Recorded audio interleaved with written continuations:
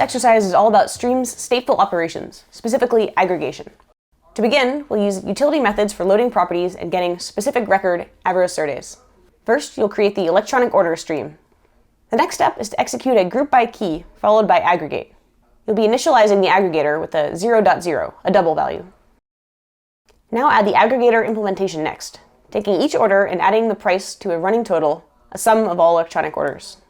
Now, add a materialized necessary to provide state store SerDes as the value type has changed. Next, call toStream on the k-table resulting from the aggregation operation, and add a peek operation to print the results of the aggregation. Then you'll want to add a to operator to write results to a topic. Make sure to let the application run for 30+ seconds.